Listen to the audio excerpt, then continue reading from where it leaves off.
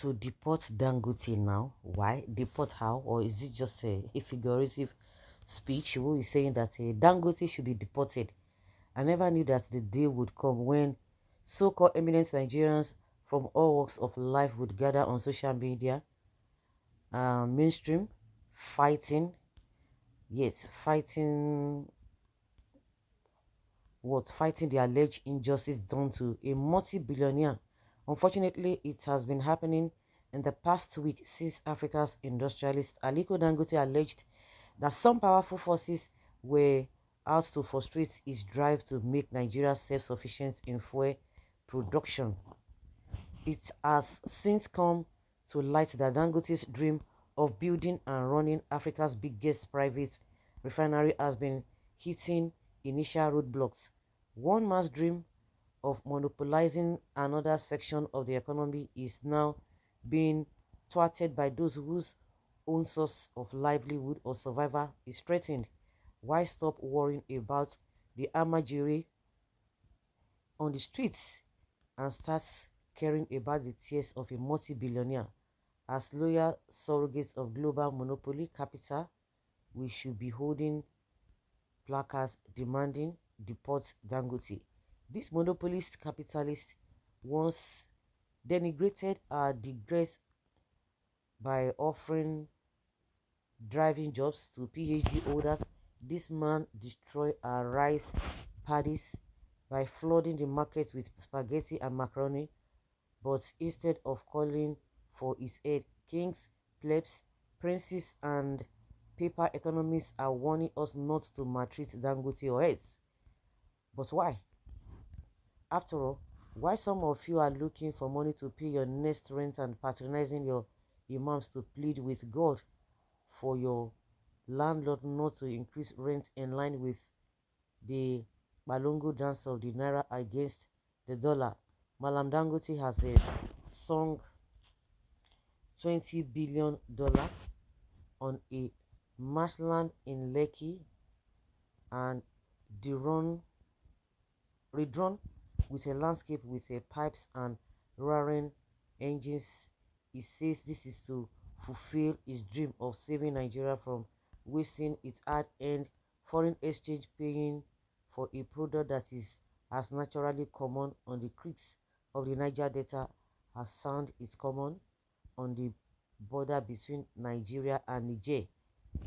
This now rapidly growing sharp from the unlicensed Dantata School of Business wants to tame a monster that two retired army generals wasted 16 cumulative years trying to conquer.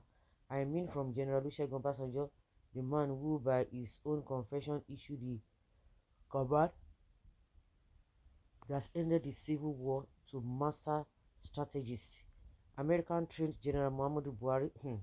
None of them succeeded in taming the cabal in the Nigerian National Petroleum Company. Obasanjo chose an engineer who lived importing generating plants to augment power generation as the head of the NNPC. He thought that that could be that could do the cabal. His plan failed. Muhammadu Buhari served as one of the Nigeria's pioneer oil minister who swore by Sardauna's reputation that he knows the inner workings of the mafia and is well suited to bring them down. Instead, for 8 years, Buhari made the government broke, paying incredible sums of money, importing refined fuel. Things were so bad under Buhari that the man, once reputed to spare nothing to fulfill his promise of building one refinery for each year of his first tenure, failed to redeem his vow, especially as the gangling billionaire from Kano shared his vision. Buhari must have encouraged Dangote to buy the Lekki marshland for an insane amount of $100 million from Sanwo-Olu, just when Lagosians were laughing at the vision of Anambajiri from Kano on a swap. Aliko went ahead to sink 650,000 tons of sand in the marsh. It almost cost an earthquake from the sheer amount of sand dredged in the process. Then he hired engineers reputed not to build falling structures to put pipes together and declare his mission particularly or partially accomplished. The last time anyone had such a brain wave was when some people in government dreamt of turning the excess iron ore in Itakwe, Enugu and Niger states into steel. They bought a prototype steel complex and destroyed the homes and farmlands of people in Ajaokuta with the promise of compensating their children with jobs at the complex. There was one snag: the same multinationals blocking Dangote today sabotage the plan with their scientific witchcraft. Now, who told Dangote that Nigeria needed his type of entrepreneurial quest that could lead to self-sufficiency in fuel manufacturing? How did Dangote think that the mafia in NNPC will wait idly by and let him snatch their feeding bottle from their mouth while he smiles to the bank? Dangote boasts that he has no house abroad. This is his business, not the type of news likely to gladden the hearts of those that have finalized their retirement plans to relocate abroad. The same people that have sent their children to acclimatize to the culture shock awaiting them when they move. Whoever told Dangote that Nigeria aims at self-sufficiency in anything in an enemy is an enemy of this system. Self-sufficiency could breed a citizen that sees no need for government. If the government loses the loyalty of the people, there's no need for cash spending e-projects aimed at ending poverty. Frankly, I have no tears to shed for Dangote. The reason is simple: I am a patriot who reads the lips of those that matter in government. Why Dangote was setting a selfish date for self-sufficiency in the production of petroleum production or products. I was following the statements of NNPC officials, and NNPC big week predicted that refining 650,000 barrels of crude oil per day will not solve domestic domestic demand. That, to speak in Bambagindas, is hearing from the horse's mouth and the eagle's break. Yes.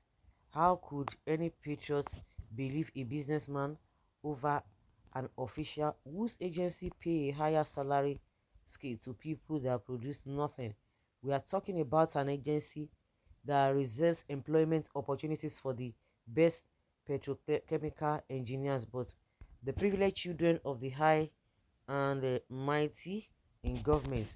We are talking about an agency that sat idly by watching gnomes and government mix concrete and pour down the pipes of functional refineries and have stalled every attempt at reversing the trend. These same powerful officials had once turned the other eye when their court members dammed pipelines carrying crude for their own gain. Who could convince you and me that they are not behind the insurgency in the Niger Delta that forces Abuja to its needs to meet its quota to global cartels? How does a Kano-born intern who borrows seed money from his uncle to start a business and by sheer grit and determination has grown that business beyond shores of Nigeria, single-handedly break a mafia that is too big for government? Dangote's success might deal a fatal blow to cronyism in governance if just become available. Who would snatch ballot boxes for career politicians? Dangote the apostate seeks to break scriptures that predict that old men shall see vision while young men dream dreams. Dangote combines both a clear and presents danger for a country with nearly 500 legislators ministers is paid for doing next to nothing. Who encourages that? If this chap succeed, where would the respect we give to our highly indolent politicians be? If he succeed, he might elevate industry into a national passion, whereby devaluing the unearned accolades bestowed on saboteurs, renegades, and league splits. Nigerians might become disobedient to the siren immunity if private enterprise absorbs the army of jobless youth who then would snatch ballot boxes or queue for ballots or for handouts. Anyone overtly or overly supporting Dangote should be lumped together with those anonymous native foreigners sponsoring peaceful protests. They should be tied to Dangote refinery pipes in 40-degree heat. As for Dangote, it should be sugar beet to Chad or Niger or Niger. Shikena. Wow, what an expository essay. What a writer. I love this work. I have yet to comment on any piece of write up here, but the eye sense conveyed by this piece of literature was the compelling force. I wish every Nigeria could understand that these saboteurs called leaders and heirs of MDS in their gross foolishness or selfishness are the chains pulling the country backwards in all realms. And they then would unite better to kick harder against them. But in the absence of this understanding, Nigeria's what next? Come on, what is really happening here? Envy, bad belly. I don't even know how to categorize this. For years, we have been agitating to have refineries in Nigeria, even wasting money for refurbishing and nothing to show for it. Where is this writer and his sponsor then?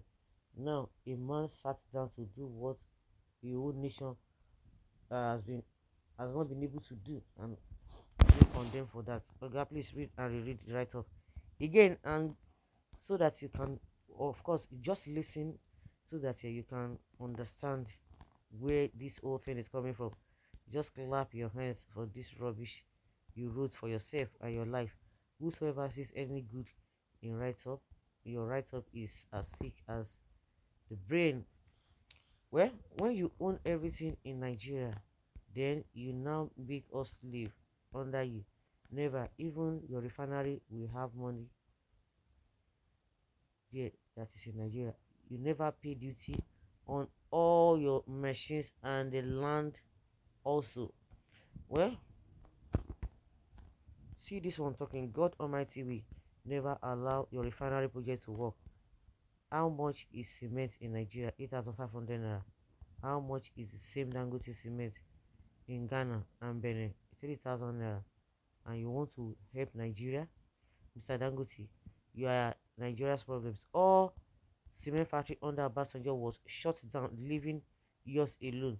Same with your sugar. If you want to invest in this country, you invest in Nigeria's refinery and let us build the country.